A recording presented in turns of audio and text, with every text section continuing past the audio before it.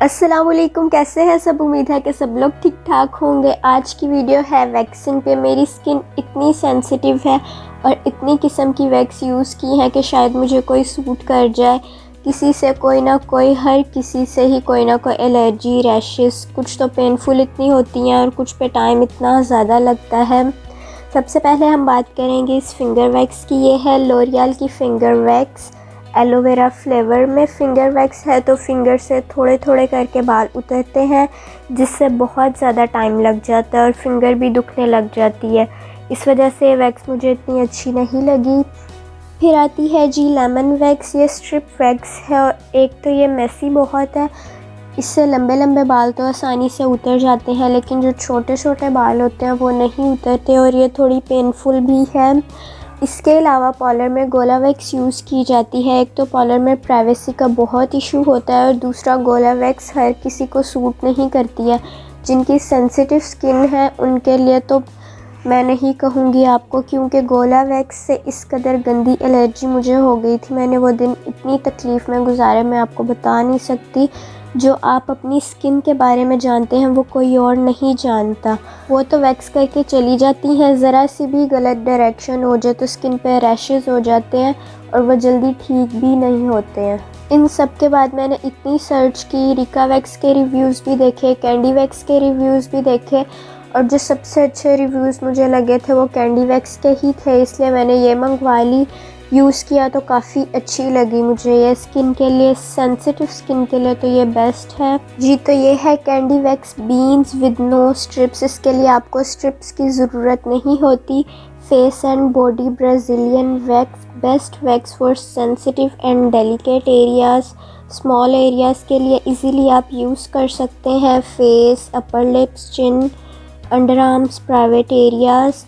अगर तो ये आपको यूज़ करनी आती है तो ये बहुत बहुत अच्छी वैक्स है, लेकिन अगर आपको यूज़ नहीं करनी आती तो ये बिल्कुल ही बेकार है।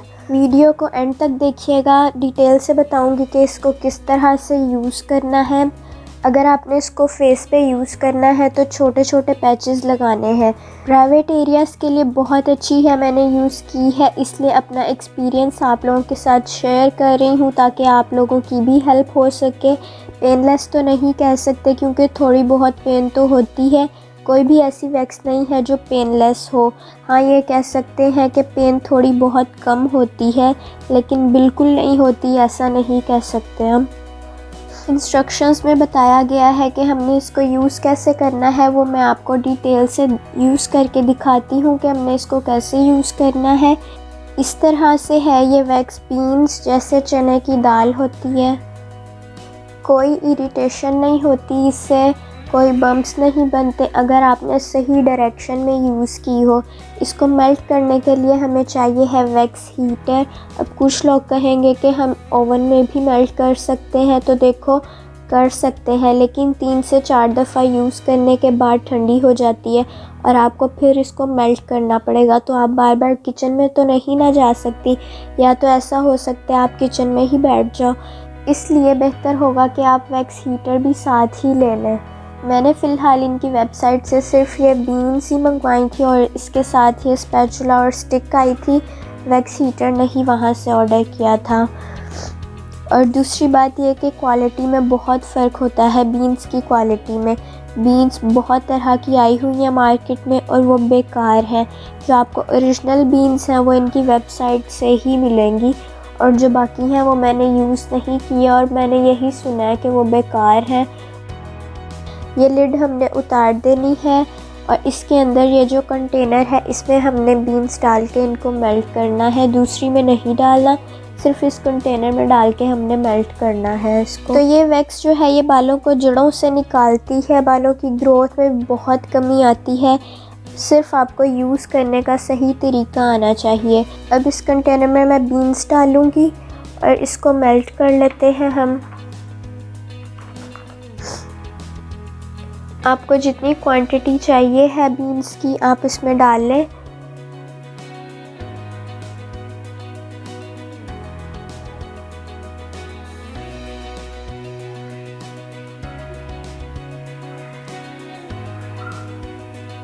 उसके बाद हमने ये लिड ऊपर रख देनी है और वैक्स हीटर को ऑन कर देना है। अब ये ऑफ़ है, इसकी लाइट भी ऑफ़ है। मैंने इसका स्विच लगा लिया। अब मैं इसको ऑन करूँगी। लिड हमने ऊपर रख देनी है और ये देखें ये अभी ऑफ़ है। अब इसकी लाइट ऑन होगी। ये मीडियम पे है, हमने मीडियम पे नहीं रखना, हमने इसको हाई पे करना है। तो अब मैं इसको हाई पे कर दूँगी। अगर आप मीडियम पे करेंगे तो बहुत टाइम लगेगा इसको मेल्ट होने में, इसलिए आप इसको हाई पे करेंगे तो 10 मिनट में ये मेल्ट हो जाएगी। तो जब तक ये मेल्ट होती है हम लोग बात करते हैं स्क्रबिंग पे। बहुत सारे लोगों को वैक्सिंग के बाद स्ट्रॉबेरी स्किन का इशू होता है। उसके लिए आप लोगों को वैक्सिंग से 8 से 9 घंटे पहले या 1 दिन पहले कर लें, आपको बॉडी स्क्रबिंग करनी चाहिए। उससे ये होता है कि डेड स्किन जो है वो उतर जाती है और फिर जब आप वैक्सिंग करते हैं तो स्किन स्मूथ हो जाती है।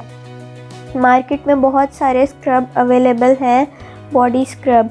मेरे पास जो है वो है strawberry face and body wash. वैसे पाकिस्तान में लोग फेस स्क्रबिंग नहीं करते, तो बॉडी स्क्रबिंग तो बहुत ही दूर की बात है। पर मैं आपको बता दूं कि स्ट्रॉबेरी स्किन का इशू जो है वो इसी वजह से होता है। चलें जी, अब 10 मिनट हो चुके हैं, वैक्स हमारी मेल्ट हो चुकी है। लिड को हमने उतारना है और हीटर को हमने ऑफ़ कर देना है। अब ये थोड़ी ज़्यादा गर्म होगी, थोड़ा सा हमने इसको 1-2 मिनट तक ठंडा होने देना है। ज़्यादा भी नहीं ठंडा करना, बस 1-2 मिनट तक हल्की सी ठंडी हो जाए। और इसकी कंसिस्टेंसी ये देखें, अभी ये बहुत ज़्यादा मेल्ट हो चुकी है। इसकी कंसिस्टेंसी ना ज़्यादा थिक होनी चाहिए और ना ही ज़्यादा थिन होनी चाहिए, हनी लाइक कंसिस्टेंसी हो इसकी। अभी ये बहुत ज़्यादा मेल्ट हो चुकी है। 1-2 मिनट तक हम वेट करते हैं, उसके बाद मैं आपको लगा के दिखाती हूँ।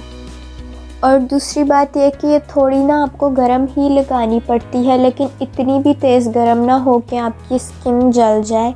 तो आप अपनी फिंगर पे उसको लगा के देख लें, इतना टेम्परेचर उसका हो गया नॉर्मल कि आप उसको लगा सकती हैं बाजू पे, तो फिर आप अपनी इसको बाजू पे लगाएं, ठीक है।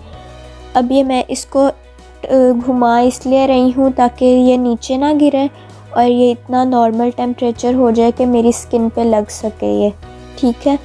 अब मैं इसको डायरेक्शन में लगाऊंगी। बालों की डायरेक्शन मेरी हाथ की तरफ है, तो मैं बालों की डायरेक्शन में इसको लगाऊंगी और उतारते हुए मैं ऑपोजिट डायरेक्शन से उतारूंगी इसको। अब ये देखें, और जो एजेस हैं उसको हमने थोड़ा मोटा रखना है, मतलब कि जहाँ से आपने इसको खींचना है वहाँ से लेयर आपने थोड़ी सी मोटी रखनी है ताकि आपको खींचने में आसानी हो। वैसे आपने इसकी पतली लेयर ही लगानी है, लेकिन ज़्यादा पतली भी नहीं लगानी और ना ही ज़्यादा मोटी लगानी है। ये देखें, बालों की डायरेक्शन में लगाई थी, अब मैं ऑपोजिट डायरेक्शन में इसको खींचूंगी। और ये स्ट्रिप खींचने के बाद आपने उसी जगह पे हाथ रखना है, थोड़ा सा प्रेस करना है। मैंने वैसे नहीं रखा, मुझे याद ही नहीं रहा होगा। ये देखिए, मैंने आपको रिज़ल्ट दिखाने के लिए टांग से उतारे थे। बाजू पे तो मेरे बाल थे ही नहीं, जब मैंने टांग से उतारे थोड़े से आपको दिखाने के लिए।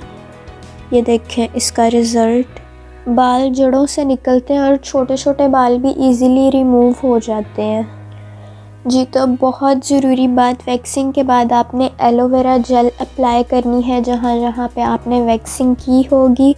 कोई लोशन, बॉडी लोशन या ऑयल वगैरह नहीं यूज़ करना, सिर्फ एलोवेरा जेल यूज़ करनी है। और वो जिस एरिया पे आपने वैक्सिंग की होगी उसको साबुन से नहीं धोना, सिर्फ सादे पानी से धोना है और किसी साबुन वगैरह से नहीं धोना। बाद में आप वॉश कर सकते हैं, लेकिन उस दिन जिस दिन आपने वैक्स की है उस दिन थोड़ा अवॉइड कर लें, क्योंकि ज़्यादातर की स्किन सेंसिटिव होती है तो रैशेस हो सकते हैं, इसलिए अवॉइड करना ज़्यादा बेहतर रहेगा। बाकी ये वैक्स बहुत अच्छी है सेंसिटिव स्किन के लिए। आप घर में खुद अपनी वैक्स कर सकते हैं। पार्लर में हिडन कैमरास का इशू होता है, प्राइवेसी का बहुत इशू होता है, तो आप खुद अपनी वैक्स कर सकते हैं घर में। और मैंने ये यूज़ की, मुझे अच्छी लगी तो मैंने अपना एक्सपीरियंस आप लोगों के साथ शेयर किया। उम्मीद है कि वीडियो पसंद आई होगी। लाइक कीजिएगा, अपना बहुत ख्याल रखिएगा, मुझे दुआ में याद रखिएगा। मिलते हैं अगली वीडियो में, तब तक के लिए अल्लाह हाफिज़।